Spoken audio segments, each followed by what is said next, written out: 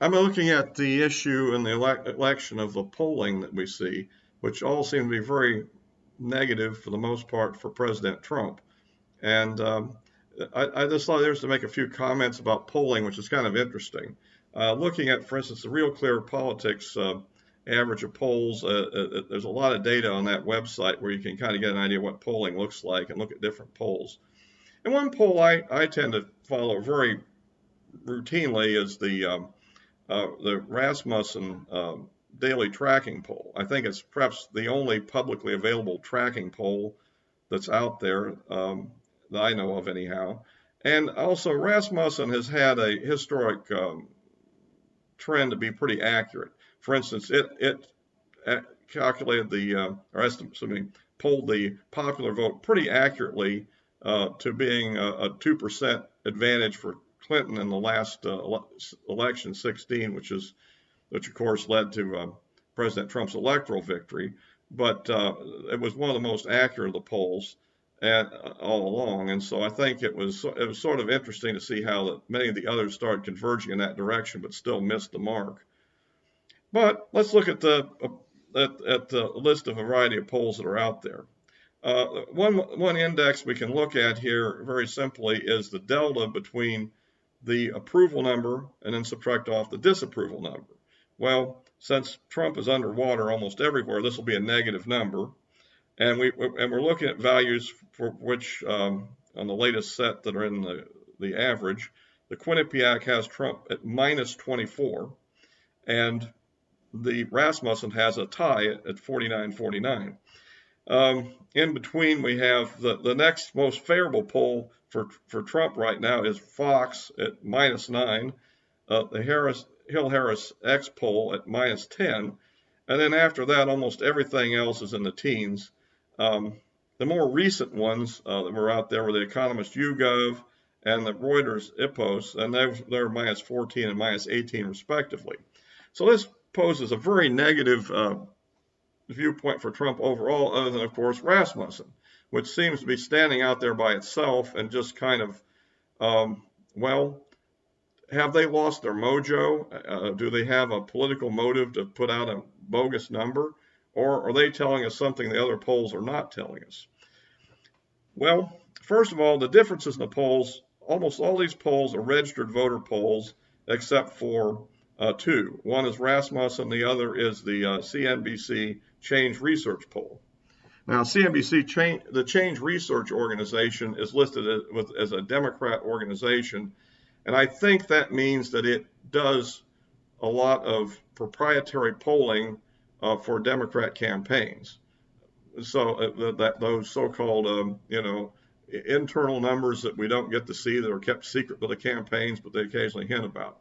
I think they're a campaign that does that, but in this case, it's not an internal number. It's a CNBC-funded poll.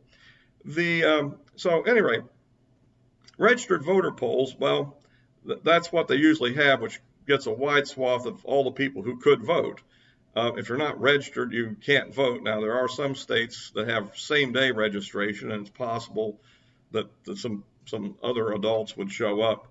And then the likely voter poll is where you make some sort of methodology to try to determine who's likely to actually vote. And that, of course, always becomes a little bit questionable, and yet, that's what's done in the campaigns to try to target their campaign rallies and funding and so forth. Okay, but the other thing I'd call out registered voters today is with motor voter, who isn't registered? Well, of people that aren't legal voters, hopefully. The people that don't, young people, I would say, that got a driver's license before they were eligible to vote, didn't go through the motor voter process unless they made a special effort to go register, might be unregistered. People just moved into a state and hadn't got a new driver's license yet, would likely to be unregistered. There would also be people, I would say, that have the theory that if they don't register to vote, they won't be called for jury duty. I've been told, at least in places where I've lived before, that's really not true, that they have other data sources that they use. But at any rate, the point is that's still a pretty wide group of people, and we know that tens of millions of people didn't vote in the last presidential election or the last off-year congressional elections. So, um, and the likely voter, has its own thing that, well, have they actually picked that correctly and how did they pick it? Um, but at any rate, I think it's interesting that Rasmussen, which is doing a day-to-day track, Trump has been increasing in numbers in the last week, um, and of course, most of that wouldn't be covered by these other two polls. So we'll have to see how the trends develop over the next week or so. Um, but it is an interesting question to see though that the Rasmussen polls is really sticking out way out above all others. Um, One might think that there's a propagandistic aspect to this, given that most of these other organizations are actually Democrat oriented in truth, whether they declare it or not, and may have a propagandistic motivation.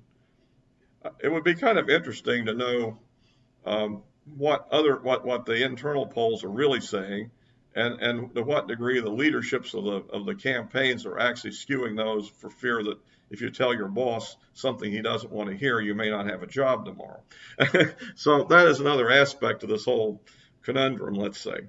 And anyway, I thought I'd just kind of run through that and say that well, if you believe in Rasmussen, Trump's got a fighting chance. If you believe everybody else, the battle's yet to be waged.